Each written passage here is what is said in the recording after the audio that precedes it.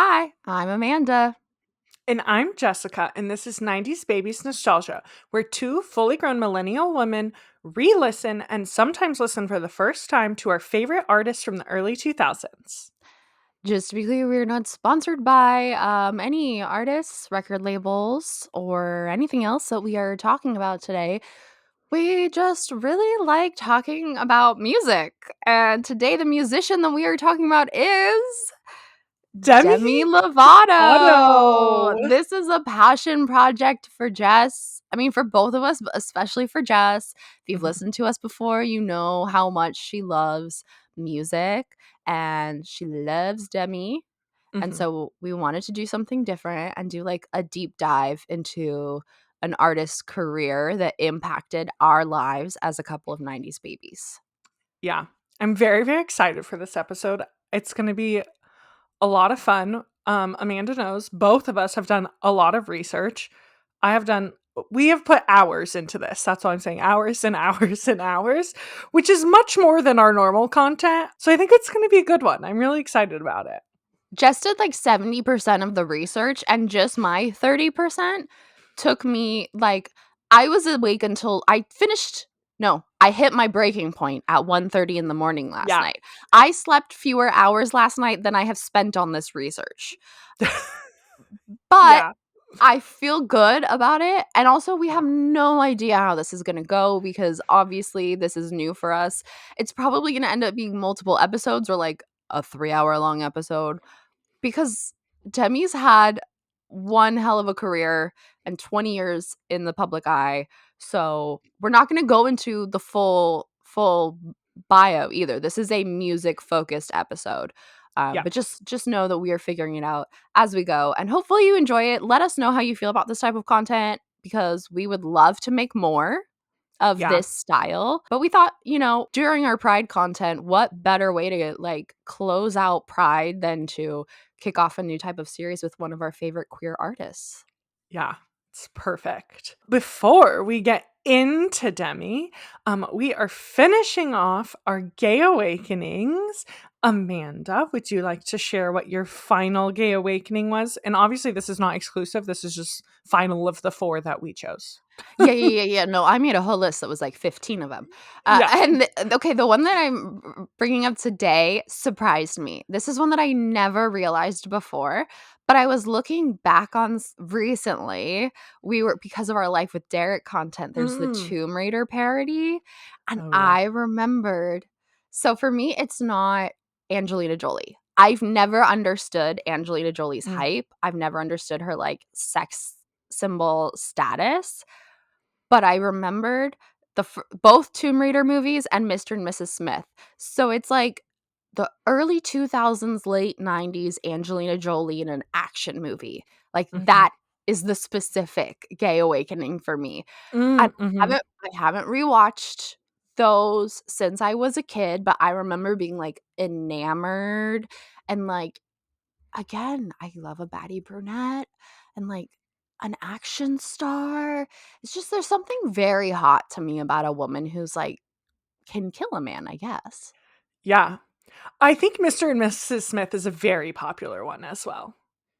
Yeah, probably, but I honestly never cared about Brad Pitt in that movie or in any other, Fair. which I think what we know now is valid. Yeah. Yeah. But yeah, I definitely have a type is what I've learned from doing this and sitting down to compile a list. Hmm. I also have learned that I have a type. Yeah, who's your fourth, Jess? So this is my only cartoon one that I'm including, Ooh. and it is Debbie from The Wild Oh Thornberries. my god. No, but that tracks. Yeah, she's just like everything I love. And that makes a lot of sense. Yeah, like her loose fitting clothes. And this is one that I've realized more recently. Like, I definitely did not realize it in the moment. But, like, if it was on, I had to watch it. I fucking loved that show. And I don't actually think I really loved the show as much as I enjoyed just watching the characters on screen. But yeah, Debbie is just like, and she's not canonically lesbian, but she is accepted by the bi and lesbian community now. But with her like baggy clothes and her cropped tee and her long, like, blonde hair. I just love her. And she had such a like nonchalant attitude, but it was Mhm. also kind of a front. Mhm. Yeah, I get it, I get it, I see Mhm. it. I think Demi Lovato would approve of both of these. That was I also part of agree. why I saved Angelina Jolie for this one because I was like, "This feels like one Demi would have." Yeah. Yeah. Agreed, agreed. But we definitely have more gay awakenings, and we've been loving having people share their gay awakenings with us, so please, on any social that you have, do. 'Cause Yeah. I like it. I like l come out of the woodwork, people. And there's probably ones that we have that we don't even realize that are also yours, so Oh, for sure. On TikTok, someone commented "stick it," and I was like, Mhm. "Oh, I forgot about how hot that girl is." Yeah, yeah. I've also been thinking about Bring It On. I would the stick it comment made me think about Bring It On a lot.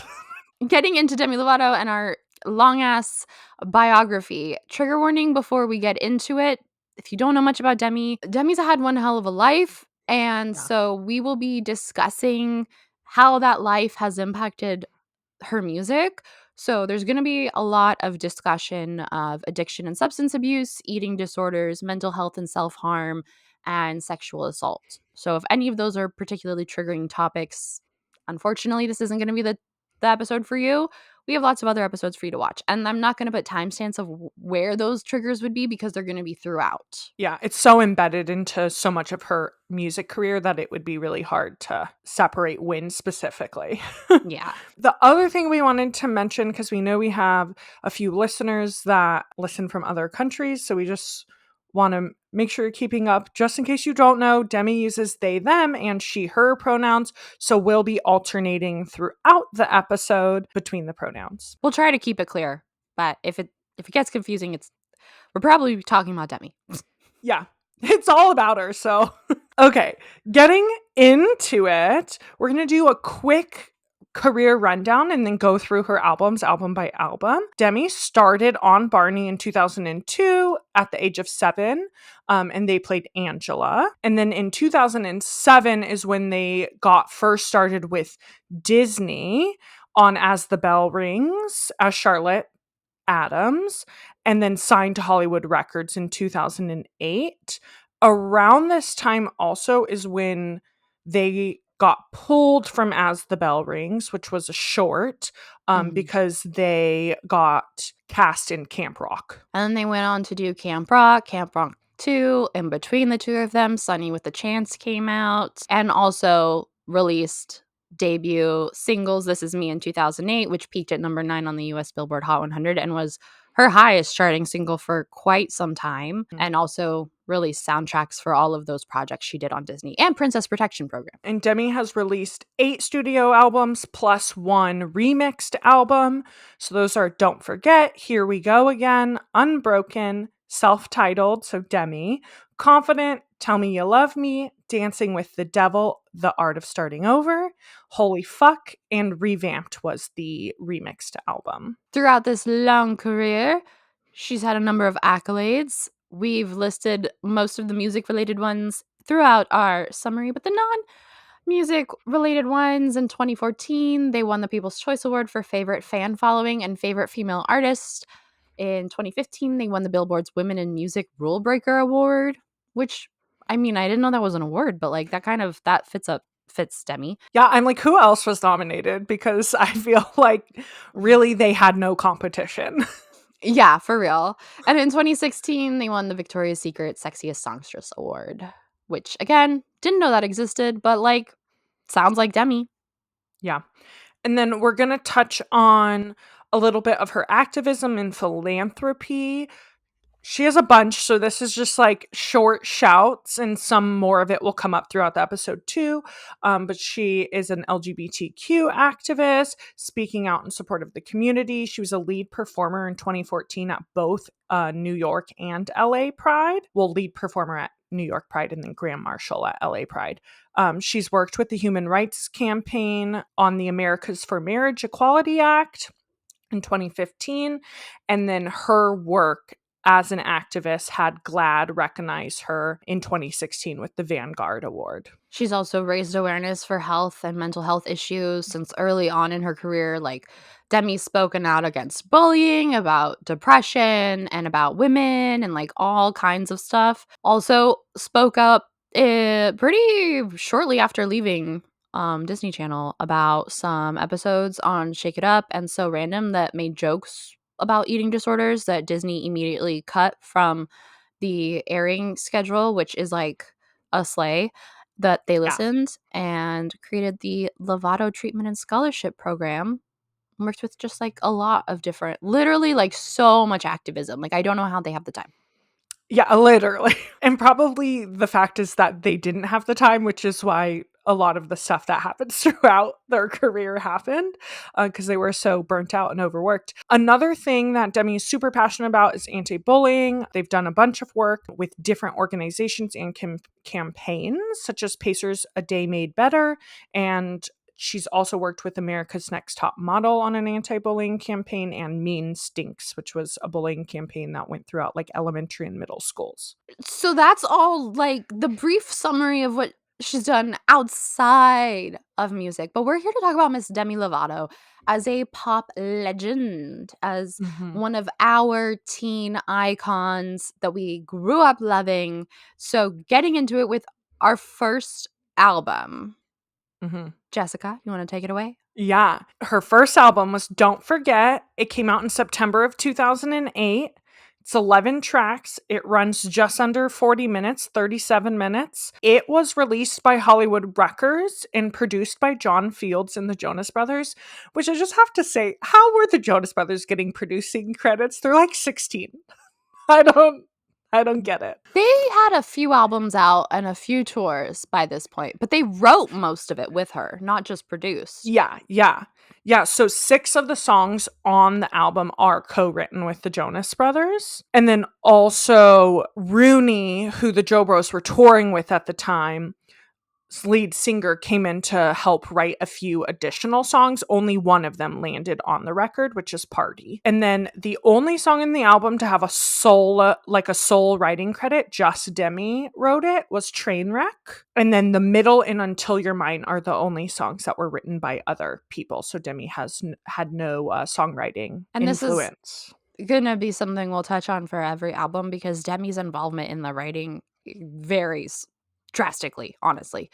Yeah, yeah, extremely drastically. And I also want to say, just so you guys know, I was like an early Demi fan. And then I would say in the middle, I kind of fell off. And then more recently, I've got drawn back into her, where Amanda is kind of the opposite, where the longer Demi's career has gone on, the more of a fan she's become.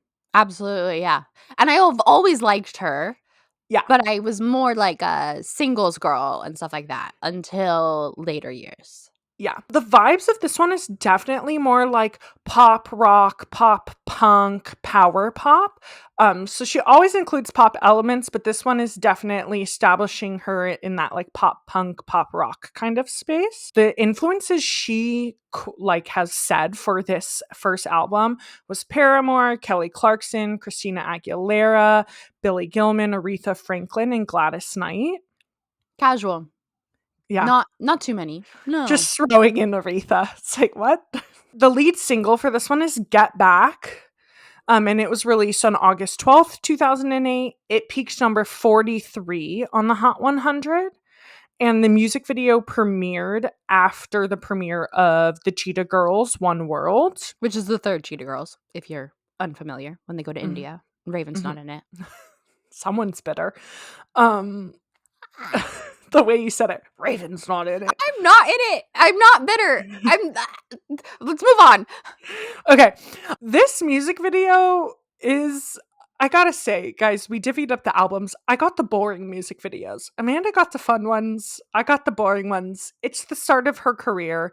She is with her bandmates. They're on like a makeshift stage performing in front of the Manhattan Bridge with the bridge in the background. It goes from day to night and they're just singing the song. That's the video. And I really have to ask why They took a girl from Texas, moved her to LA for a Disney career, and then said, let's film her first ever music video on the East River of New York City. Like, I just don't because she's singing about, I want to get back to the old days. And I know it's about a relationship, but to Yeah, me, it feels like you're singing about a career and or life. And neither of those things does she like, there's no connection to that. I don't get it. with I New don't get it. York. But it's My vibey, I guess. Yeah, my only guess is that she was in New York for something and they were like, we also have to squeeze in this video shoot. I have to mention the prime fashion that was included in this video, including a very, very sparkly scarf that was just worn like over the shoulders long The and scarves are loose. such a statement. A statement with a layered beaded necklace. This is all just painting the 2008 picture for you. A layered beaded necklace and red leather gloves that mostly only cover her fingers. They go like half of her palm and then the rest of her palm is showing. And it really gave me, this is 2008. Demi is on Disney. Like, this is the vibe.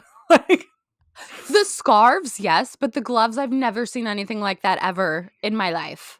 they're weird. They are weird. I hadn't noticed until you brought it up. And then I was like, I have to rewatch this music video now. And I've never seen, like, that's not a fashion statement from 2008. That's just a fashion statement, full stop. Yeah. I don't know why. Yeah, I think it's also like it adds to the kind of like rocker, grungy chick look that she had at that time. Yeah, yeah, it does. Yeah. I also need to mention that this is when Radio Disney was very, very popular. I'm sure it still is popular, but they edited the lyric, "Hold me like you mean it, like you miss me." Kiss me like you mean L- it. Yeah, They it's "Kiss changed. me like you mean it, like you miss me." And they changed it to "Hold me like you mean it." And I just like, guys, she was 15. We can be kissing people. Like, Radio Disney, come on. You got like on your shows, you have people kissing people. Like, what are we doing? Yeah. The second single off Don't Forget is La La Land, which I feel like was a huge, this was a moment. I have so many feelings, but like go through, please. Okay. So it was released in December of 2008. At the time, it was one of the album's top tracks, and it peaked at number 52 on the Hot 100s and number 35 in the UK. It was certified platinum in the US and gold in Australia. The music video showcases Demi like being interviewed for a fake talk show in a world where like fame has gone to everyone's head, but like Demi is staying true to themselves. And the music video was used to promote Sunny with a Chance.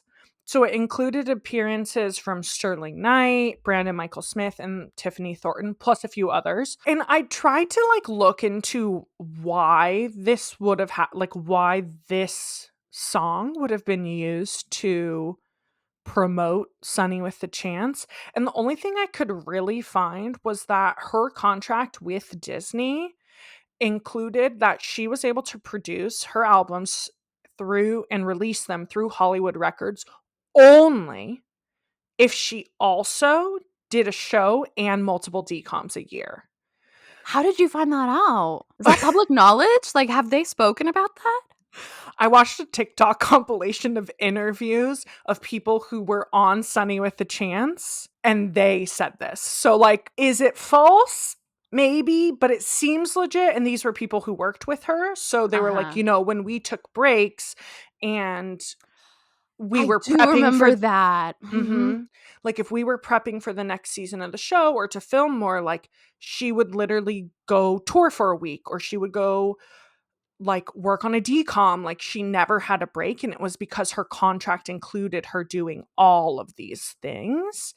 And so the only thing Mm. I could think is that they were like, okay, we'll let you do a second single, we'll give you a budget for a music video, but it has to promote Sunny with a Chance. I also would like to thank you, Jessica, for anyone listening. That extra dive of research that probably was another hour of your life was because I specifically was like, I would really personally like to know if this was a choice, if she approved or not of Mhm. them being, because it always struck me as weird that it was like It's weird. Demi's song from Demi's solo album, not a Sunny with a Chance soundtrack song, but her castmates were in it. But I mean, like, I hope that they were cool with it. And I know that Demi's still good friends with Tiffany Thornton, and I feel like there's no bad blood between anyone on that cast. So, Yeah. whatever. Yeah. I think in general, the music video is fine. I don't think there's anything stand out about it. The only thing I liked is part of Demi staying true to themselves is you see all of these celebrities and stuff getting into black cars and having doors opened for them. And you see Demi walk up to a beat up truck with Texas plates and get in the driver's seat. And I thought it was a cool, like, shout to her Texas roots and things like that. I kind of liked it. Yeah, it just, like, ever since it, even when it was brand new, it always struck me as odd because I'm Yeah. like, this this girl, like, just started out. Like, it felt like someone wrote it for her to, like, appeal to this, like, all-American girl vibe that she had, because how are they gonna stay the same and, like, know that if they're brand new to Hollywood, and I don't know, it felt a little contrived to me. Yeah, and I think I was telling Amanda because I watched a few interviews specifically around the time that La La Land was a single. And one, people do not know how to interview teenagers. There needs No. to be a how to interview teenagers crash course. God. But this poor older gentleman that was probably in his 50s was berating poor 15-year-old Demi Lovato. And, she was explaining what the song's about and what it means to her, and that, she really feels this way too, which it's like, who knows if that's media training telling her to say that and she's just good at promoting her song. But Mhm. regardless, the guy goes, well, how would you know? You moved to Hollywood when you were 6 and have been working in Hollywood since you were 6 years old. And I was like, why are you being so mean to this 15-year-old? Yeah, this 15-year-old that's reciting talking points from Disney PR training. Even if her answer doesn't make sense, just accept it. Just accept it. Yeah. Like maybe she is trying to keep up a semblance of a real teenage life when she literally is like constantly burned out, constantly being forced to work so many hours. Like, even if she was speaking talking points, like I'm sure she had to speak all of that into existence because what she was experiencing was not what she was saying? Yeah. Regardless, weird music video. I think an okay song. Mhm. And then her third single was the title track, so Don't Forget, and that was released on March 17th of 2009. It peaked at number 41 on Hot 100 and went certified platinum. Okay, this music video, guys, it's Demi on the bus, it's Demi in the rain. It's Demi holding an umbrella, it's Demi in the rain. Demi's now soaking wet, performing in the rain. Then she's back with her umbrella. Then she's in the rain. It's just her performing the song in it getting like dramatically more inclement weather. Like Isn't there also, like, a carousel in the background when there's a she's in the carousel. rain? Yep. Yes. Yeah. But Yes. okay, but tell me why this was the music video. This was the song. It was like the other 2 songs were like the Radio Disney song, and then this one came out, and I was like, "Oh, this is like an actual rock girly." Like, for 2009 Disney, this song went so hard, and the video felt edgy because it was the debut of Demi's, like, black hair era. It Mhm. was a bit fuller than before and, like, Mhm. had more eyeliner on. Mhm. I love that you're saying all of this because maybe you do know this. This was the one video that Demi had a lot of involvement on. She read the Mm. script and what they had for shots, and she was like, I don't want to do any of this. This is how I want it to go. This song means a lot to me, and I want it to portray a certain way on the video. And I think it's why this was the video. I'm surprised they listened to her. I know. Apparently, also, it was literally freezing. She said her band was out there playing for an hour and a half, and she only had to be in certain shots in the freezing rain, and that it was terrible. Yeah. Yeah, sounds like it. The music video also peaked at number 1 on iTunes, so just to speak the praise of it a little bit more. And to date it. Yeah. Yep. Some accolades for the album. It debuted number 2 on the Billboard 200, which Hot 100 is for singles and 200 is for albums. I had to look this up because I didn't know. And then we started Yeah. doing this. And I was like, what the hell's the difference? So if you don't know, now you know. It debuted at number 2, which is wild. It went certified gold and it was on the charts for 45 weeks. And I think we need to let that sit. That's Her almost a first year. her first album was on the charts for almost a year and debuted at number 2 Um, behind the only person she was behind was Metallica, wow. and she was ahead of the Pussycat Dolls and Kings of Leon, which is just wild for a Disney star. Like people saw Yeah. so much potential in her and knew the like sheer amount of talent that she possessed from such a young age, because that is just unheard of.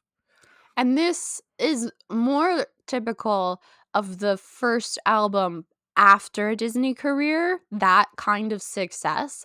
But this still being her debut, all she's done is Camp Rock. So people know she can sing, Yeah. but it's on Hollywood Records. And the majority of the promotion would have been on the Disney Channel and Radio Disney. Yeah. That's nuts. I know. Which also, like, guys, if you don't know, Hollywood Records is owned by Disney. Almost all of the albums by people who are on Disney Channel come out on Hollywood Records, and almost all of those singers, if they continue after leaving Disney Channel, switch labels because generally its promo sucks and it just kind of is very Disney centric. Yeah, and I think it really was used at that time as like a bargaining chip. Like, we need you to do Mm, this for us on Disney, so we'll also produce your music. Like, Hollywood Records was never like the focus of the contract. It was like Disney wanted them for something else and then threw in that as like a bonus. In addition to charting in the US, it peaked at number 9 in Canada and number 13 in Spain. So this is the kind of start of her growing internationally as well. This is her really, don't forget, is her trying to establish herself as a solo musician. She doesn't want to be known for Camp Rock. She doesn't really want to be known as that Disney girl. She wants to be known for her music. But at the same time, this is a 15-year-old, 16-year-old, 15, 16 at this time, who loves metal music and mhm. loves the themes of metal music. And that is really, went to Warp Tour. Like, that is the scene that they thrived in and the type of music they listened to. So the reason they brought in the Jonas Brothers is Demi was like, they know how to do this Disney thing. They know how to gain a mass audience, and I need their help to refine my songwriting and refine my sound to appeal to more people and to find my audience. Because if I lean into my love for metal music and those themes, it's probably not going to speak to the audience that I have or that is going to seek me out.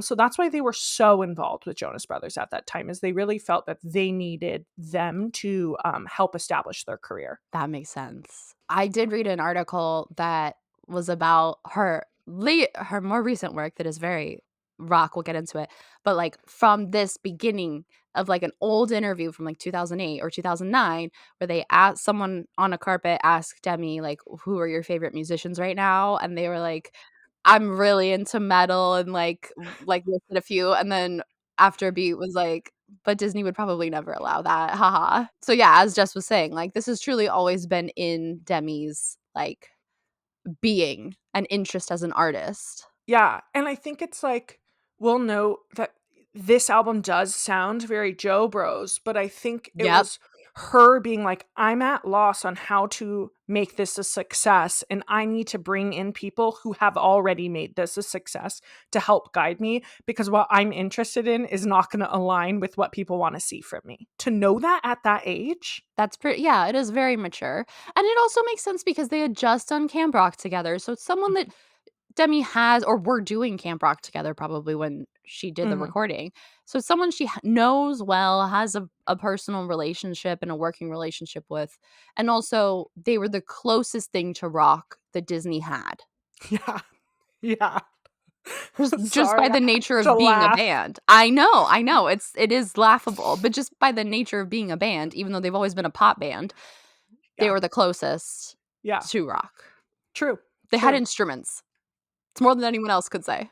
They did have instruments. This album, so don't forget, kicked off her first headlining tours, including the Demi Live warm up tour, which was like a limited run, and then the Demi Lovato live in concert, which was a larger, like full tour. What was happening in her life around the time that the album was being made and then came out was that Camp Rock premiered June 20th of 2008, and the album was primarily worked on and written while she was filming Camp Rock. Plus, she joined the Jonas Brothers on their Look Me in the Eyes tour. So that's really when the album was formulated. They wrote 10 Mm. songs in 1 week. I Which I'm like, remember something I've seen of Demi talking about just being on, like, their tour bus after shows writing her album. yeah. Like, think you're performing shows, you're making a movie, and then you're also writing 10 songs in 1 week. Yeah, Like, just wild.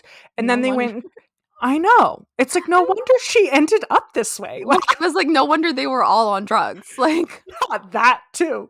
And then they went in the studio and recorded it all with John Fields and did it all in a week and a half, 10 and a half days. A little bit more somber note, but it was revealed that around this time that she was working on this album, getting her start in Disney, she revealed this a few years back, but she was raped by a Disney co-star when she was 15.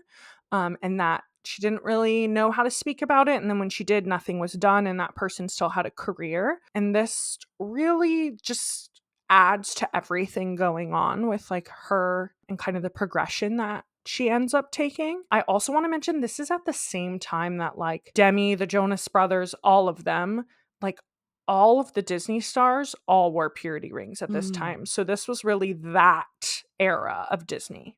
yeah. I know.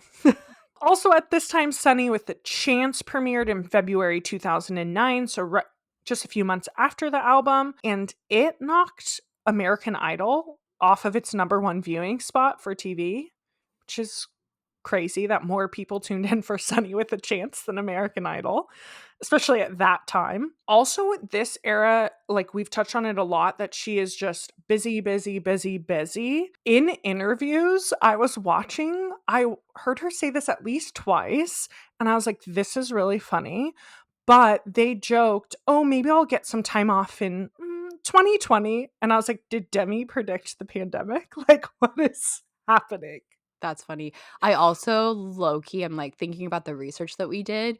I wonder if that was around the time that her contract was going to run out. But yes, Demi has psychic abilities as well. Getting into our favorite songs we love, songs maybe we didn't vibe with, just how we felt with about the album. I love this entire album. This is what got me onto Demi. I was listening to it on my tiny little iPod Shuffle, going to and from school on the bus. But I would say standouts for me that I loved are like La La Land, Trainwreck, Don't Forget, Gonna Get Caught, The Middle, and Believe in Me. I also just On the Line with Jonas Brothers will always stick in my brain, but I don't think it's because it's a good song. I just think it's because the Jonas Brothers are on it.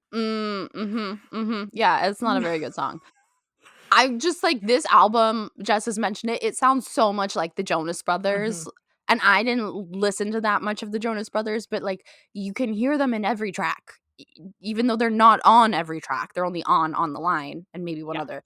But the composition sounds so much like them at that time. The composition, but also the lyrics to me, for me, a standout was Believe in Me because it very much like I could see the three of them, the four of them, the Jonas Brothers and Demi sitting down to write and them being like, Disney likes this shit. Like, be uplifting, be like, this is how you be PG. This is how you write lyrics for like the 12-year-olds that are going to buy your album. Yeah, totally. My favorite songs are all the same as yours pretty much, so I didn't add, like, what I liked, what I disliked. I didn't really dislike any of them, to be fair. There are some Yeah. albums where that won't be the case. I think sonically, it has a good sound. I think it has a good sound. I would argue it's not cohesive, but it has a good sound. It's a good album. I think it's cohesive in that every single song sounds like the Jonas Brothers. Okay, sure. I guess except for Trainwreck technically has a solo writing credit. I have a special thing that I didn't tell Jess I'm going to do, which is for every album, I am going to name the Deadbeat Dad songs.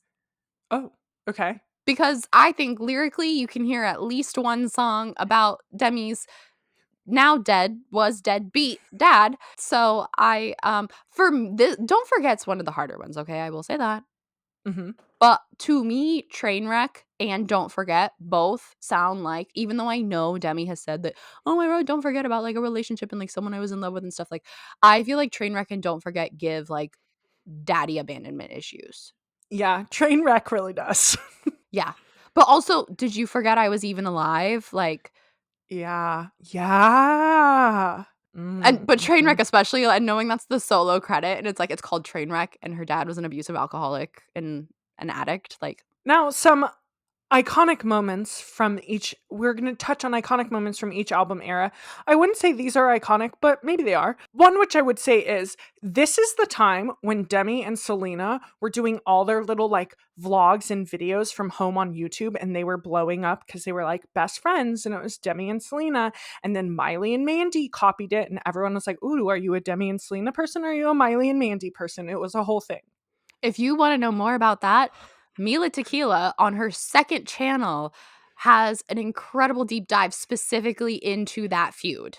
And Oh, it's a great watch. the other thing, these are not iconic, but I have to talk about them, guys. Yep. While on tour with the Jonas Brothers, they would do the hokey pokey before every show. And that is just the most Disney weird children ritual I've ever heard of. I hate it. Why do I feel like that was like the Jonas Brothers' dad who decided that? And why do you know that? I feel like the Jonas Brothers' dad probably made them all pray because that feels very him. I don't know who started the hokey pokey, but also I don't know how I know I know. But the hokey pokey is giving like church camp counselor vibes. That's why I think he made them Mm. pray and do the hokey pokey. Yeah, probably, honestly. The other just quick shout out I have to give is the Scratch and Sniff Jonas Brothers video that, like, if have you watched that? Do you know What that? the fuck are you talking about? What in Yeah. the smell-o-vision? Okay, so Amanda is canonically more chronically online than me. Yeah. However, I was chronically online in the space of musicians because that's one of my passions. Yeah. So all of these videos that ended up on Demi Lovato's album or YouTube around this time, I have watched all of them. The Scratch and Sniff video, I probably have seen like 40 times. I rewatched it last night when I saw it because I was like, oh my God, this video. I don't really know what to say other than it just gave me 2009 vibes. It's Joe saying that he created the first ever Scratch and Sniff website, and him and Nick are sitting on a couch, and Demi comes in and she's like, I want to test it out. And then Joe is just holding an orange near the laptop while she leans in to sniff it. But it's just them doing like silly bits. Like it was so cheesy and so dumb, but I think really showcases like that they were just trying to have a good time and be kids, you know? Be silly. And also to that end about the like the YouTube videos and stuff, something that Mila Tequila talks about in her deep dive is how like this was the wild wild west, right? Because on the one hand, this is like the peak of Disney Channel where our stars have been getting bigger and bigger and bigger with Hillary and Raven and then Miley and Miley, Selena, Demi were like this trifecta. But also it's the start of social media. So it's before Disney has rules for what they can and cannot post and proper training for how they can have their social Mhm. media, if at all. So you get this like really weird content that comes out of these kids. And you get to Yeah. actually see them be teenagers. And I think that's what I enjoyed, which is why I have seen all of those videos numerous times. Oh yeah. Okay, getting into album number 2, Here We Go Again, which premiered July 2009. It has 14 tracks, runs about 47 minutes. It was released by Hollywood Records, collaborated with a bunch of different producers and songwriters on this one, but John Fields was also brought in to produce a few songs, who produced Don't Forget, but no Jonas Brothers on this album. She wanted to separate. As she should. She also collaborated with John McLaughlin and William Beckett from The Academy Is, and For the Love of a Daughter was written during the writing sessions for this album, with William Beckett, but it was held off because it was considered too mature.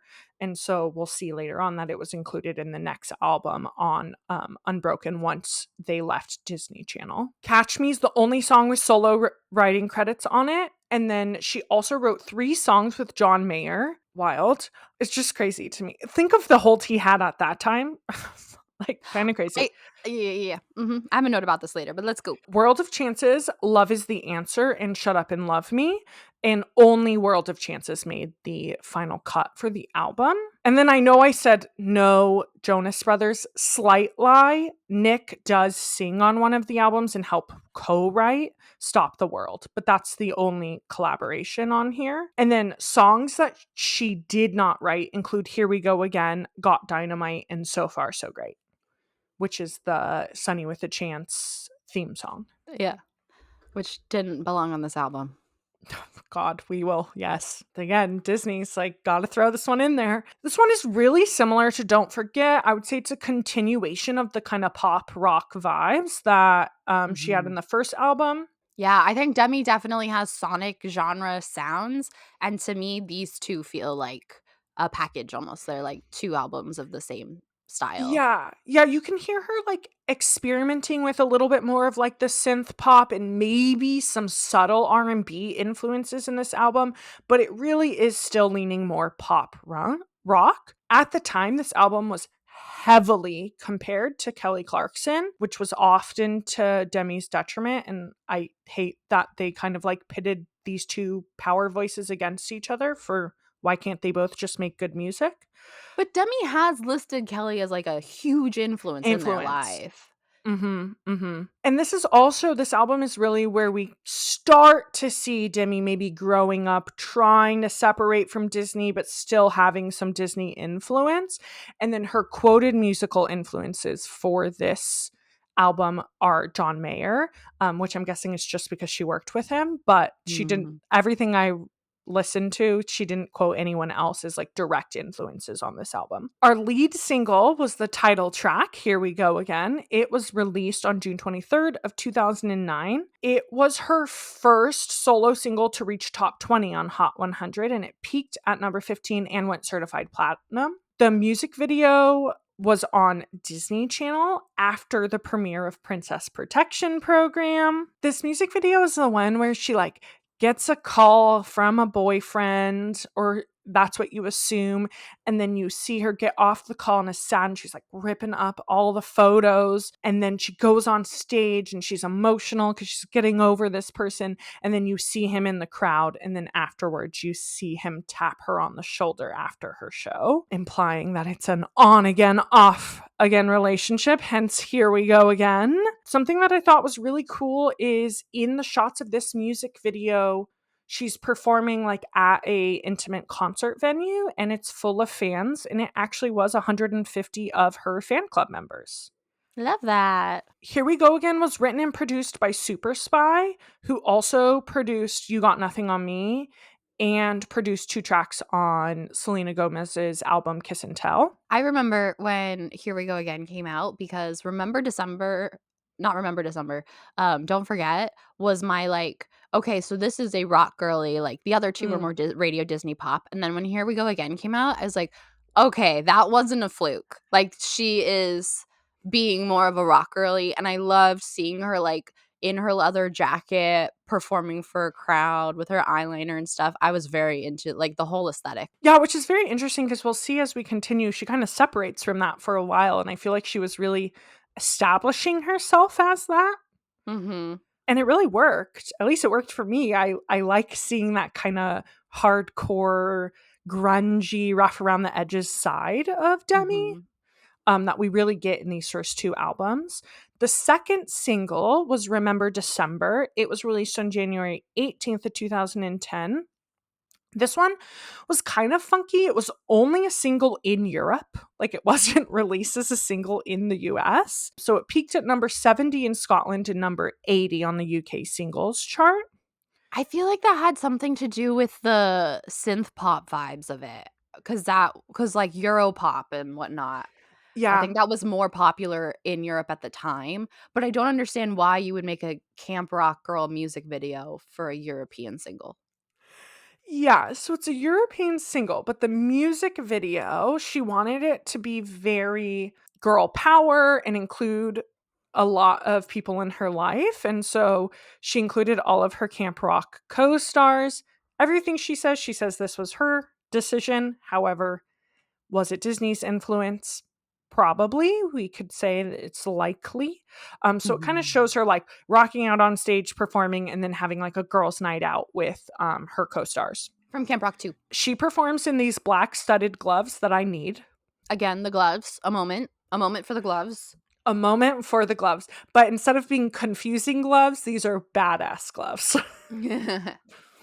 Also, she mentioned that she loved performing this song because she gets to rock out during it. So I think this really shows that, like, we're saying she kind of is in her like grungy, rocky era, but she is really enjoying it too. She's like, she loves the songs where she gets to just like go a little harder and jump up and down and shake her hair. Like, she just wants to rock out while performing. I think the song is a really good style for Demi that she kind of lost later on, but it's like a very good blend of what most of her career has been of either this like synth poppy or rock. Kind of Mm-hmm.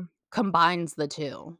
Mm-hmm. Mm-hmm. Yeah, it is It really feels good. different to me to the rest of Here We Go Again. Yeah, it does, which is why I thought it was interesting that they chose it as a second single because it doesn't really feel like the sound of the rest of the album, but then also just put it in the UK. But I think your theory that this is because it was more synth pop makes sense. Yeah, because I know Hollywood did that with a Miley song like a few years later. That Mm, they did like this is a European single because it's more like Euro pop style. interesting. The video, we said it has Camp Rock girlies, but it included Megan Martin, Anna Maria Perez de Tagle, I Mhm. don't know. And Chloe Bridges. Here We Go Again debuted at number 1 on the Billboard 200. Second album, number 1, certified gold. And it ended up at 109 in the end of the year charts. It peaked on the weekly charts in many countries, including Belgium, Canada, Greece, New Zealand, and Argentina. And it went certified platinum in Brazil as well. And it was nominated for the 2010 Teen Choice Awards Choice Pop Album, which ended up going to My World 2.0. Mm, Which I'm like, of course, Bieber had a hold on the yeah, Teen Choice Award polls versus Demi.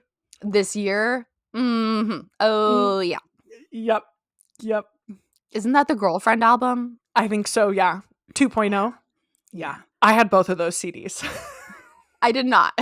This is really, I've said it, but it's just her still trying to find her sound, separating from the Jonas Brothers, still kind of exploring. She backed this album by touring the live in concert show, which overlapped with Don't Forget and Here We Go Again. So that tour covered both albums. And then she also did the Jonas Brothers live in concert in the cast of Camp Rock 2 Final Jam tour. Which we'll get into more in the next one. But she was touring these songs a lot while performing on that tour. Other things happening with Demi at this time is Princess Protection Program was premiered with Selena Gomez. It was released in June. It won Teen Choice Award for Choice Summer Movie. Also, we should do an episode on Princess Protection Yeah, Program. let us know if you want us to because I haven't seen it that many times, but I already am formulating thoughts. Yeah, me Because too. because what? Yeah. Anyway. And then Camp Rock 2, The Final Jam, was released September of 2010. Mhm. Also at this time is when Demi is dating some Disney boys. So she dated Trey Cyrus for a few months in 2009 and then very, very briefly, but was all over media, dated Joe Jonas for 1 month in 2010. Literally her most known relationship, and it was 1 month. 1 month. Also, Trey Cyrus was not on Disney Channel, but, like, her, Brenda Song, like, he had an in. I mean, obviously, his in was Miley, but I'm just like, I don't see the appeal, but okay. I think he has BDE, I gotta say. He gives Pete Davidson kind of BDE. Yeah. Mhm, mhm. But, like, sad boy BDE, I don't know, I kinda see it. I still think he's hot, even though I don't want to. I still like Shake It, so whatever. You made this know, I don't know what it means. Oh, the song. You don't know Send It On? Oh, it's the Disney song. Yes, I do.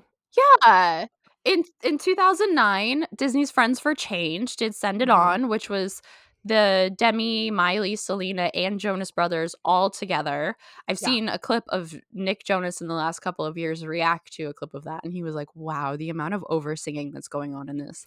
But also, why is this song kind of good? Yeah. It's great. It was him on BBC Radio 1. Also, then in 2010, she and Joe made Make a Wave. Both of these were related to the environment. Also around this time is when she meets Wilmer Valderrama at the beginning of 2010, and then they start dating later that year when she turned 18, starting, like, the beginning of an on and off again 6-year relationship between the 2. And then just in terms of our lives, like, we were in our sophomore year of high school. Mhm. This was her sophomore album, and I think that they have similar energies of, like, you're not the new kid on the block anymore, and you wanna be respected as a little bit cool, and I think that's part of why this album and vibe from Demi really resonates so much with our generation, in my personal opinion. I completely agree.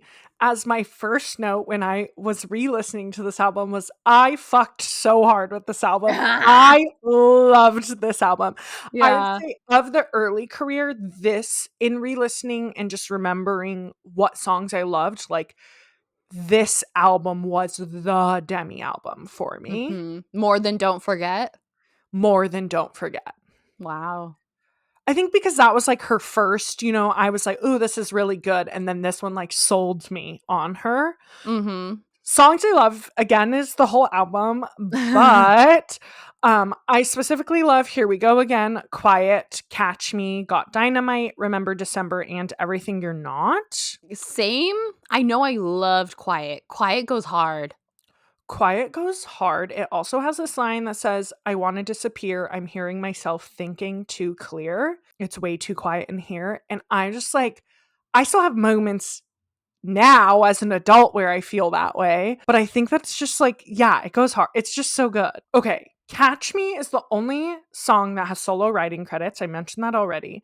I need to share with you who this was written about, rumored to be written about. Mhm. You wrote, "Because I have weird pop punk knowledge." Oh, okay, so this is the photo that you're sharing.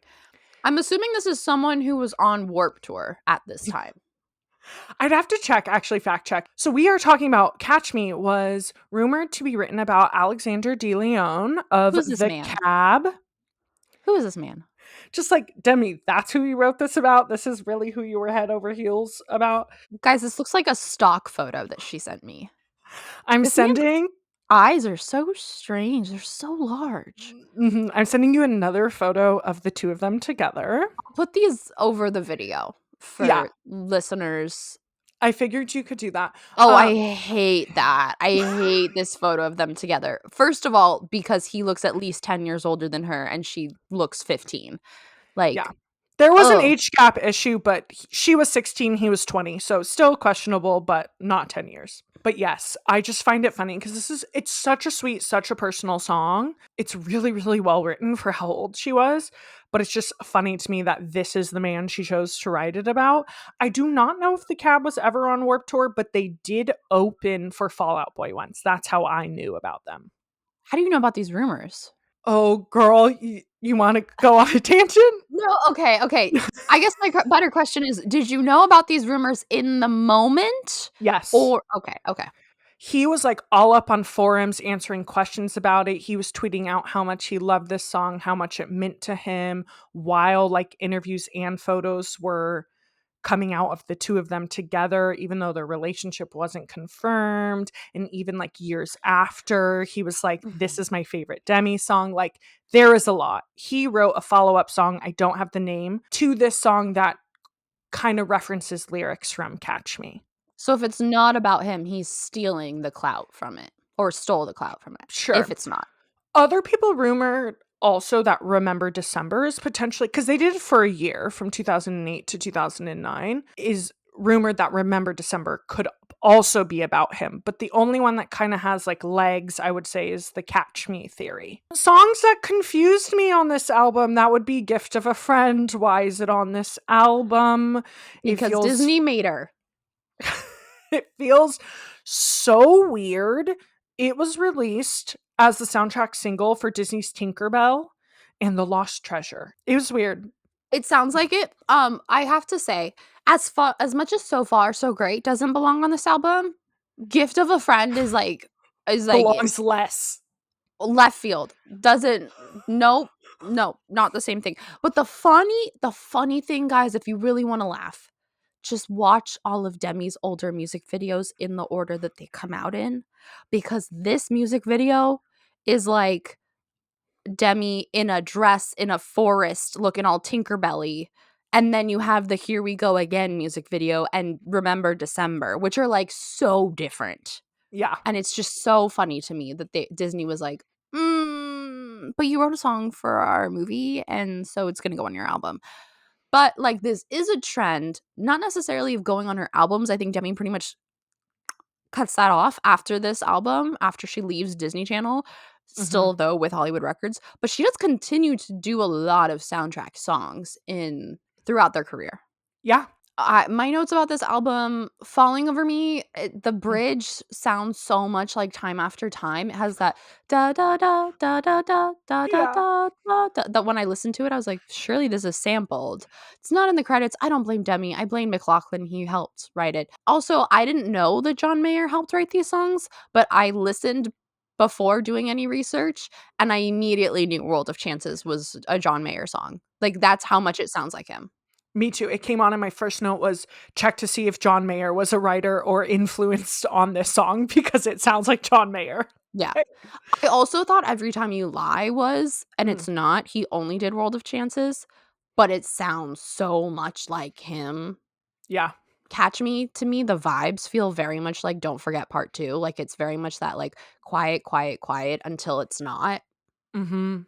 And then I already mentioned this. Here We Go Again music video was like, what? Okay, I wrote that it was my identity. It wasn't my identity, but it was like who I wanted to be as a person Mhm. when I was 16. It's like if you're inner, Yeah, what like, how that's you felt still on who the I wanna inside. be. Like, Yeah. that's still my desired aesthetic Yeah. as a 30-year-old woman. Oh, I agree. I wanna be a badass goth chick, but I'm like, I just don't think I am. And I think it's the perfect blend of goth, rocker, pop, A very mainstream. femme. We're like, "Yeah, yeah, I Mhm. love a femme rocker." Mhm. Ugh, Yeah. okay. Any other thoughts on that, on the sophomore No. album? No. Okay. Guys, we're gonna go off the rails, or at least Demi's life is. So, getting into our third album, Unbroken, That was which too casual. Too casual. I'm sorry. I've spent so many years with Demi's trauma parasocially that it's all gonna be casual. Fair, fair. So, Unbroken has 15 tracks, a runtime of 52 minutes. So, all of they're all pretty standard. And it was released by A Hollywood little long. Records. Yeah, I love an album that's just about an hour. Yeah. Released by Hollywood Records September 20th of 2011. Now, a lot happened in Demi's life, but we're going to get into that. Multiple producers were involved in this album, and boy, does it show. But the main ones, as in they did more than like 3 songs, were Timbaland. Yeah, that's right. Timbaland in 2011. Mhm. Dreamlab, which is known for doing like pop, dance, hip hop. They did stuff on Miley's and Selena's albums as well as some other top 40 artists. And Toby Gad, who I had never heard of before, but from a brief look at his Wikipedia page, is a ballad king, like has done a lot of like Adele, Beyonce ballads. She did work with Ryan Tedder on a few songs, but only one of them made it on this album, which was Who's That Boy? And personally, I don't think that song should have made it on the album. I'm just laughing because I have so many thoughts, but I'm holding them. Yeah.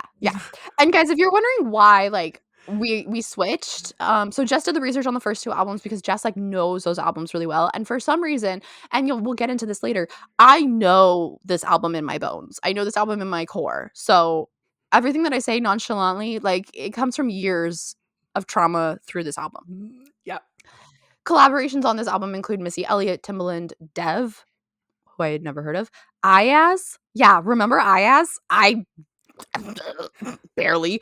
And Jason Derulo. Jason motherfucking Derulo. Songwriting involved a lot of people, one of them least involved being Demi herself, but Demi did help write All Night Long, Together, Unbroken, Hold Up, and For the Love of a Daughter. So 5 of the 11 tracks on the album were co-written by Demi, the rest not. The album is pop and wannabe R&B hip hop. I said wannabe, okay? We got Timbaland and Missy Elliott, so we've got some like actual R&B hip hop elements and influences, but it just comes across as like they were writing it for a Disney star, I'd say. Yes. Demi cited her influences for this album as being Rihanna and Carrie Hilson. Personally, I love that because what you think because of Rihanna? No. Ask so, like junior year Amanda what her favorite artist was, and it was Carrie Hilson. Yeah, Energy. Mhm. I have listened to Energy 100 times at least. And the vibe also of this album, I said, is we're sad but we party. Yeah, it is. Yeah, I don't really think there's anything more to it. It's not really a lovey album, I'd say, in Not contrast to the like the first last two. 2. Mhm. Yeah. The last 2 were very, like, heartbroken boys breaking up, getting back together, processing love, and this one is not that at all. No, we're not processing in this album, though we think we are. Yeah. And that brings us to our lead single, guys. You know it, you love it, you've cried to it. It's Skyscraper. It was released July 12th of 2011. Written by Toby Gad, Lindy Robbins, and Curly Koiv. It's Estonian. I don't know. And produced by Toby Gad. So I forgot that Curly existed. And then I read this note that Jess wrote because she did the cursory research. Because again, she is to thank for this entire episode that we're doing. Please thank her for all of the hours of her life that she can't get back. I forgot that Curly existed. And then I went down a rabbit hole because of this one note. So thank you so much, Jessica, for that because I did have a curly phase in high school. Oh. Did you know about curly? Because I did. I didn't know about Curly, gotta be honest. Oh God, if there's one Oh, thing that maybe I did know about Curly because I just Googled her and she looks familiar.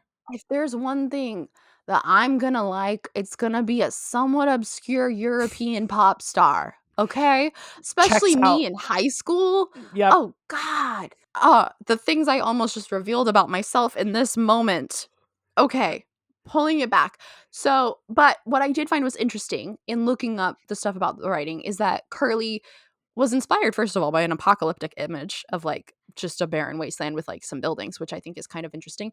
And coming from a small town in Estonia, but also has personal struggles with bipolar disorder and self harm.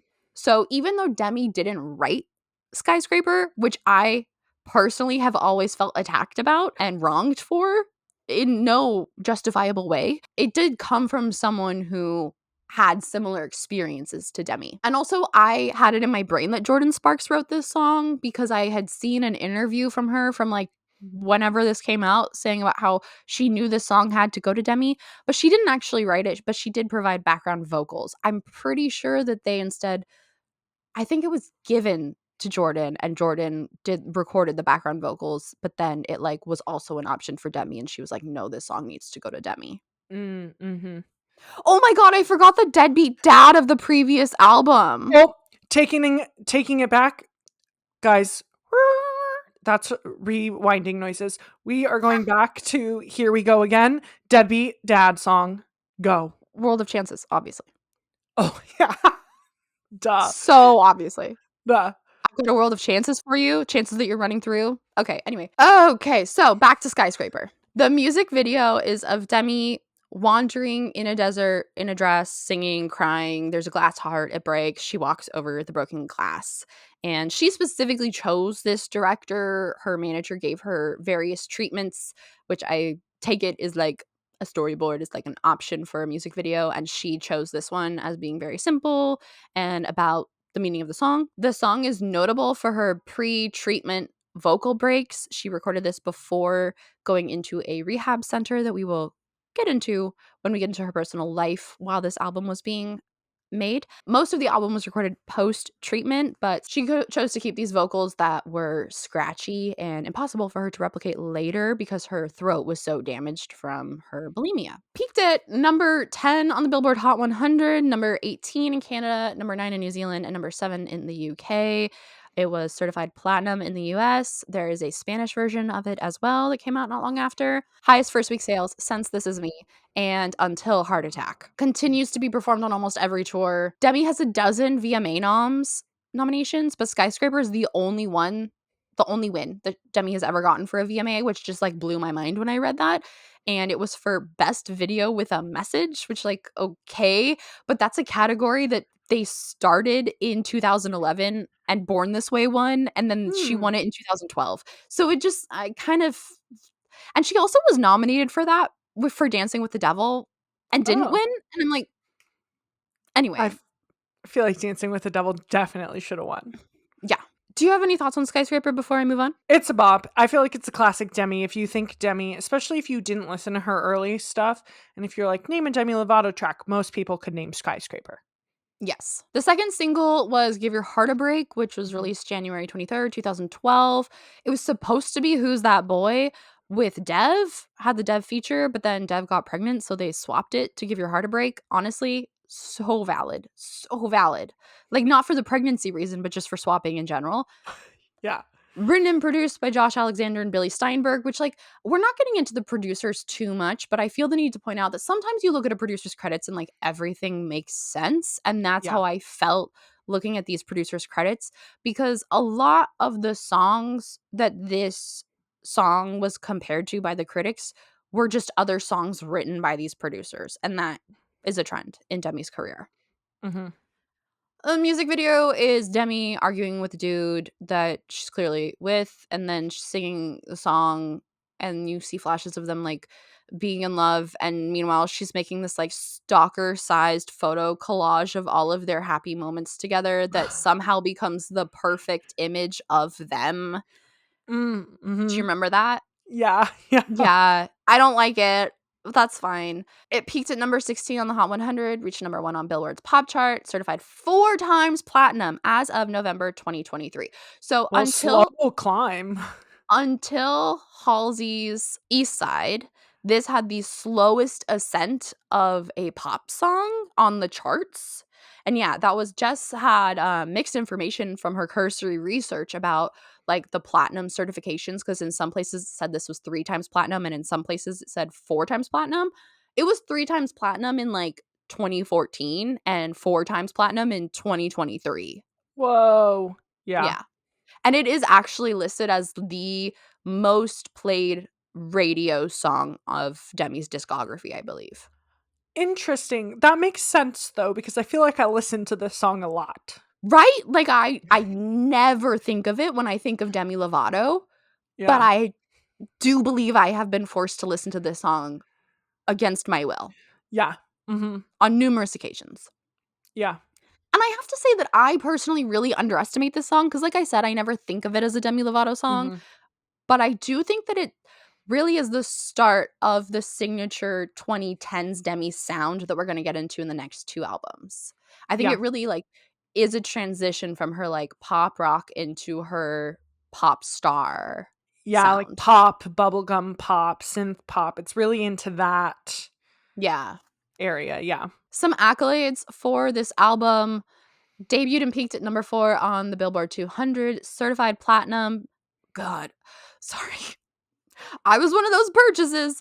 Peaked at number 1 on the digital album charts. Peaked it in the top 40 in 11 countries. So Demi's reach is getting broader and broader, including New Zealand, Canada, Argentina, Mexico, Uruguay, and certified platinum in Brazil. You go, Brazil, and gold in Chile and the Philippines. This is really like you'll see like Demi's world presence Mhm. grows as more albums are released.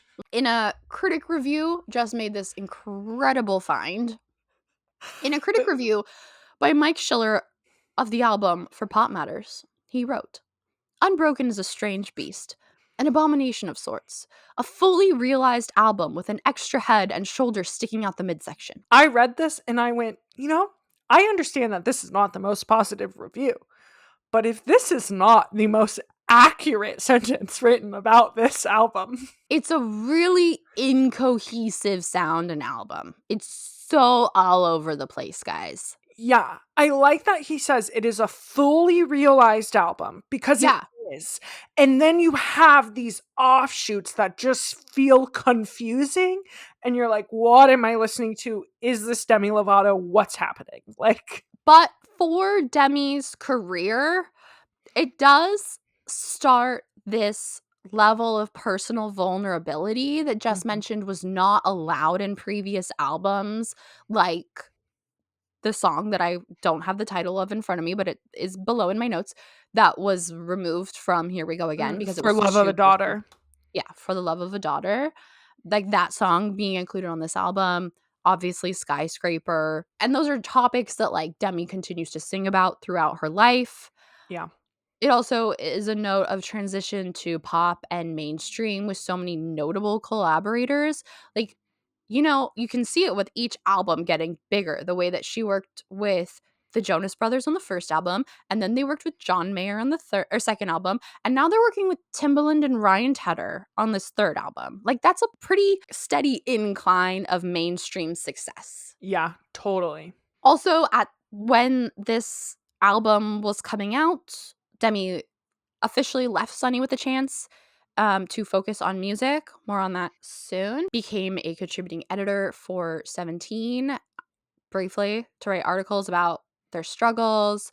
And of course, this was one of the 3 albums released with a documentary. So Demi's first ever documentary called Demi Lovato Stay Strong was released March 6th, 2012 on MTV, and it was an accompaniment to the Unbroken album. Demi would later go on to make 2 more of these documentaries and say that a lot of what was said in Stay Strong was actually inaccurate and she was hopped up on coke while talking about her sobriety. Personally, I just really like that when you look at her filmography, her next acting credit isn't until 2017 when Demi was cast in Smurfs: The Lost Village.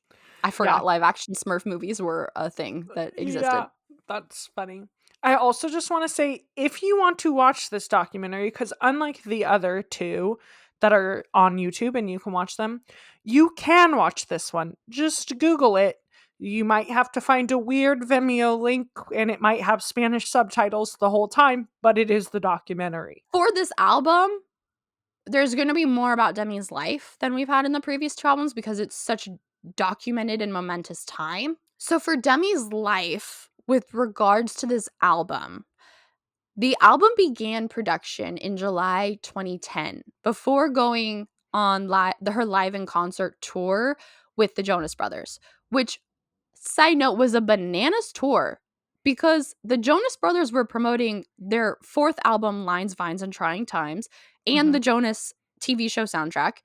Demi was promoting Here We Go Again, and then they were all collectively with their Camp Rock people promoting the Camp Rock 2 soundtrack. Yeah. Why are we having one tour to promote 1, 2, 3, 4, 5, 4.5 albums? Like, that's bananas.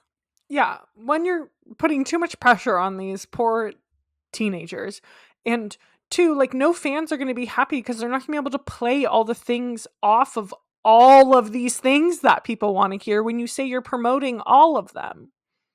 Wow, I don't know how long those concerts were.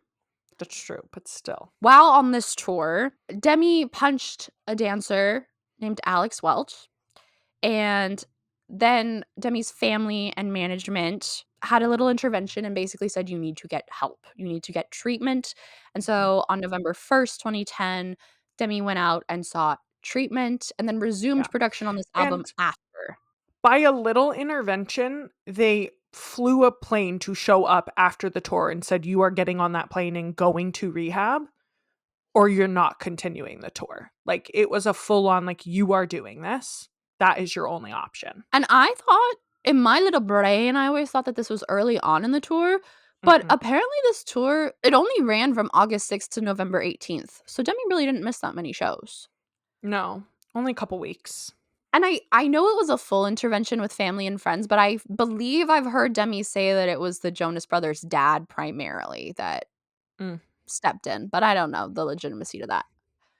So as I mentioned, Demi did record Skyscraper before treatment, and it's actually been reported that Demi was, like, doubled over in pain while recording it because she internally felt like it was a cry for help and chose not to use the re-recording afterwards when her voice was more healed because of, like, the pain and rawness in those original vocals. Also, while recording the Skyscraper music video, which she wanted to be very intimate, and it was a very small shoot, still also, like, repeatedly broke down crying because of how personal the song felt to her at this time coming out of treatment. She performed it at the Do Something Awards in August 2011, and it was her first performance post-rehab. Also, like, at the time when she first went into the treatment facility, I think people would just said it was, like, her mental and physical health, and we Yeah. knew that there was, like, probably eating disorder stuff.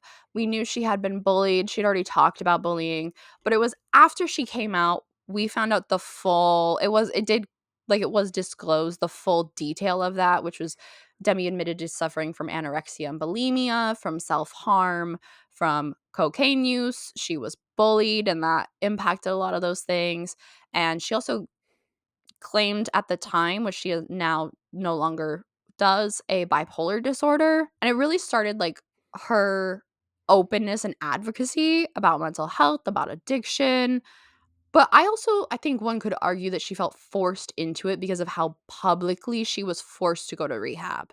It's like when you're 17 years old, forced into rehab, 18, and you're like a pop star on Disney Channel, did she have any other choice then for her first song out of it to be about how strong she is? Yeah, I feel like, and we'll see this kind of evolve in the later documentaries and the later albums, but I think this is a really prime example of like a star going through all this immense pressure and not knowing how to process it on top of just the normal parts of being a teenager, leaving to go get help on rehab and then coming back and being forced to be like this strong, confident advocate and be like, yes, I self harmed, but I got help. And yes, I did these things, but I got help and I'm better now. And so all the same pressures she had before rehab are still there, but now I would say intensified because she's being Mhm. forced to be this like healthy, look, you could get help too, and you could speak up and be just like me. And it's like she didn't sign up to be that advocate and face for everyone. And her dirty laundry is out there for everyone. She doesn't Yes. have the option to I mean, she does kind of keep it a secret later, but she can't ever take back what happened. Everyone knows. Also, at this time, she, like, started getting tattoos that Demi became known for. So on her wrist, she has the Stay Strong tattoos, and she got the Here We Go Again, like, album cover heart tattooed on her wrist as a connection with fans because apparently I just thought this was a cute note. There were fans who drew it on their wrists every day until she left treatment. Yeah, it's also her. So not only is it the Here We Go Again heart, it is when she signs signatures, that's the heart she puts on the eye. So like fans had a huge connection to this heart. And yeah, she really felt connected to fans telling her to stay strong and adding the heart. So that's why she really, really wanted to get it tattooed on her. It like makes my heart like, oh, As I said, they went into treatment November 1st, 2010. They left treatment January 28th, 2011. So they weren't in for very long, moved into a sober house where they lived for over a year. And then she resumed work on the album in February because does she take breaks? No. And confirmed her leave from Sunny with a Chance in April, which in the 2020, like, when everyone was doing COVID reunions virtually, like cast reunions, there was, like, a Sunny with a Chance slash So Random cast reunion that I remember watching, and Demi mentioned in there that as a teenager on Disney Channel, you really think that, like, your own show can't go on without you, and it was a very humbling experience for her mm. to watch it go on without her, and I know that Demi has always said that they were leaving Sunny with a Chance to, like, focus on their music and would return to acting when they felt comfortable, but I also wonder if there was a bit of an ego attached to that because Disney actually started working on So Random as a, like, contingency plan in November when she went to rehab. So it was already kind of in production. They're thinking ahead.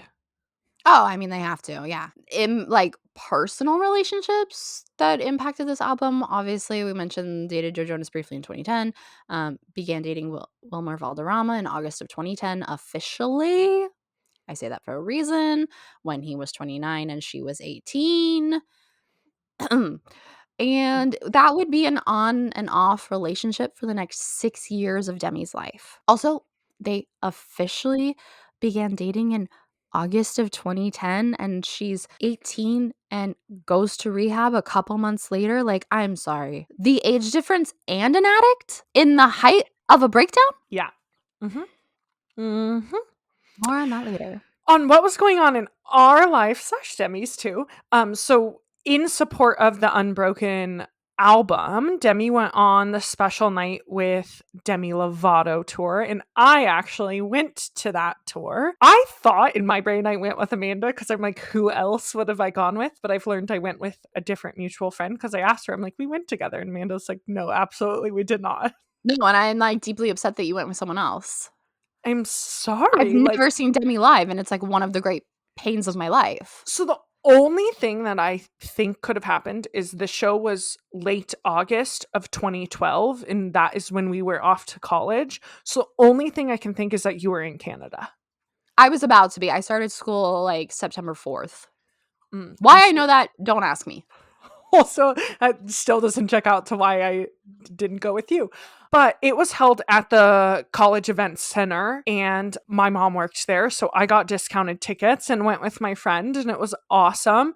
But the standout memories from that show to me is all the people who were there for college orientation got to go for free, and there was an entire group of men behind us, like 12 men who had no business being at a Demi Lovato concert, and they had no idea what they were getting themselves into. And you could tell at first they were like, what the fuck is going on? And then she sung a bunch of covers on this tour. And I think now, listening to interviews, my theory behind why that is she has since spoken about getting sick of singing these songs live, that these songs didn't really feel like her.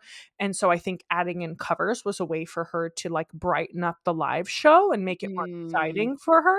So mm. she sung How to Love by Lil Wayne, Turn Up the Music by Chris Brown, and she sung American Honey by Lady A, which is a country cover. But when she sung those two hip hop covers, the group behind us was sold. They were like, okay, we're into this. Like, I'm so jealous of these people that got to go for free because I'm thinking about when I was in college. It was 2013 when Demi did her Neon Lights tour, and hmm. tickets in Vancouver were $90, and I was a broke college student that could not go, and I was so upset. Yeah, this is why I'm like, why didn't you go with me? Because we got 50% off all tickets because of my mom. You didn't ask. You clearly didn't ask because I would have said yes. So why Okay. didn't I go? Because you didn't ask. Because you thought Okay. that, like, I don't know, I wasn't a good enough friend to you at that time. Like, I wasn't graced with that. Oh, Why God, didn't I I'm go? being Because of you. Because attacked. of you. Okay, okay. Okay, anyway, this is the first album. The reason that I took this one over is because it's the first album that I bought or listened to, and that is because if there's one thing Imma do, it's find interest in a tragedy. Yeah. Unfortunately, I am a partaker in trauma porn. You know, when I started watching Glee was when Corey Monteith died. Demi's albums, I own 3 of them, and 2 of them were after overdoses. So, or not overdoses, rehab. I don't know, I find people fascinating. And even as a teenager, being 17, listening to this album on repeat at Thanksgiving while my cousins and I played air hockey in the garage, I knew that some of these songs were just not it, you know? I Yeah. knew it wasn't a great album, but I was still, like, such a supporter of Demi that I didn't care. Yeah.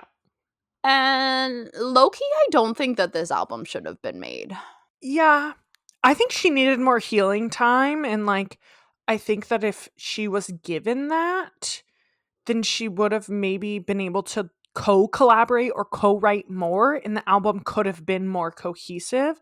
But it Mhm. is huge that she only worked on 5 songs on this album, and it just shows. It shows. Yeah, yeah. I think there's a substantial difference to the albums that she works on versus the ones she doesn't. Yeah. I mean, she works on all of them, but you know what I mean. Yeah. I do think it's really interesting that Disney or Hollywood didn't drop her after the Yeah. overdose. I think it was probably because, or not overdose, sorry, rehab. I think it was probably because it was so public they would look bad to drop like an 18-year-old who was suffering from mental health issues that they were partially responsible for. I couldn't find more information on if they tried. My thing too is like, here we go again, debuted at number one. Like, they would have, like, Hollywood would have been dumb to drop someone who was charting and going platinum and selling that many albums and selling that many concert tickets. Like, the average revenue from this tour, from the Unbroken tour, on an average night, they were pulling in 300K in ticket sales. So it just Mm, would have been really silly for mhm. Hollywood to drop Demi. It just wouldn't have made sense. And they did keep Demi longer than they kept most of their other stars, and past a point of outspokenness and sexuality and maturity than they normally allow for anyone on their label, but especially their, like, teenage Disney originators. Yeah. No, yeah, when I say that I feel like this album probably shouldn't be made though, there is a lot of, sentiment Demi's had about her management at the time and feeling like she had to keep working all the time, and it does feel like that to me, like, it Yeah. does feel like an album that they were forced to make, like you said, before the healing was done, Yep. before there was enough processing, because suddenly she's now the poster child for, like, addiction recovery and sobriety, while not actually living that life, as we Yeah. later find out. Getting into our favorite moments or not favorite moments, Skyscraper is that song. Like, it is that song. It's so good. Yeah. It is really, really good. And I have to say, I'm mean to this album, but it does have some bangers. I do like Lightweight. I do like Fix a Heart. I do like Hold Up. I agree with those. I also like Unbroken, Give Your Heart a Break, and My Love is Like a Star. I have just a special thing in my head for My Love is Like a Star. I don't know why. I just really enjoy it. It has a fun vibe to it. It does. It does. Songs we hate Yeah. all night long. You're My Only Shorty. Yeah, that's a track on this. Who's That Boy? Yeah. Which you have a really fun fact about one of those that I hate. Yeah, I agree that I hate all those songs, but I also want to say that You're My Only Shorty was originally recorded by Ariana Grande for her debut album, but then was given to Demi for Unbroken. And that's the one that Ayaz does the chorus of. And I would argue that No, neither Ariana or Demi should have been given this song. Checks Out as an Ayaz song, but Yeah. not a Demi or Ariana song. No. For the Love of a Daughter, to me, very much, which Jess mentioned is on this album, but was written for Here We Go Again, very much gives Confessions of a Broken Heart by Lindsay Lohan. Yeah, it does. The It like does. daughter to father. But they're about very similar things, about deadbeat, alcoholic, abusive dads. So it makes sense. And that is, of course, the deadbeat dad song of the album. Yeah. Also, they put all four of those big collabs with those big names that we mentioned, which also three of the songs we said we didn't like were those collab Yeah. songs, right at the top of the album, which is weird because then you transition into the rest of the album, which is the cohesive part that makes sense. But then you just listen to these four tracks that don't make any sense for Demi. And then they start off the album with the Missy Elliott collab. And then you end with For Love of a Daughter. And you're like, what did I just Mhm. listen to? And it follows that classic album structure, I think, of like a few poppy songs and then a ballad. And then, like, it doesn't tell a story. It does more of the like, we're going to give you a few of the same and then we're going to break it up. And then we're going to give you a few of the same and then we're going to break it up. And it kind of gives you Yeah. whiplash. Yeah. And I didn't fully think about this until I said it earlier in this recording, but I do think I hit the nail on the head about, I think, why like those songs feel so weird, those big feature songs, which are typically the more hip-hop-esque ones, is because those were written and produced by actual artists in the mainstream making hip-hop for an 18, 19-year-old at this point who has just left Disney and has a Disney image, and they don't know how to write for her, and she doesn't yet know how to write as a not Disney artist. Yeah. I think that's really like where that disconnect is. Yep. Because why is Timbaland writing for Radio Disney? That's what it sounds like. Why was Missy Elliott on a track? I just have a She lot of. asked to be on it. I know she did. Missy Elliott heard it from Timbaland and was like, "Can I be on this track, guys?" And it's not good. I mean, I think All Night Long is the least offensive of those ones, but still. Yeah. Some iconic moments, for better or worse, and in this case, worse. The only one I could think of, I mean, aside from the whole like journey that we've been on through Demi's life, is that in her Simply Complicated documentary, she admitted to performing often hungover while faking sobriety and referenced a specific performance of Give Your Heart a Break on American Idol. That's Unbroken. Guys, we're 3 albums into our 8 albums. It's going great so far. I hope you're enjoying it. But Demi has a lot, and we like to talk, as you guys know. So we are going to take a break here. We'll see you in the next episode to pick up the deep dive of Demi Lovato's music career, part 2. And we'll kick off with the self-titled album Demi, which came out in 2013. As always, please, please, please give us a like, subscribe if you're on YouTube, rate us 5 stars on any of the podcast platforms, leave us a review. It really, really helps us. And you can follow us on Instagram and YouTube at 90s Babies Nostalgia. Spell out the word 90s, but on TikTok, use the numbers.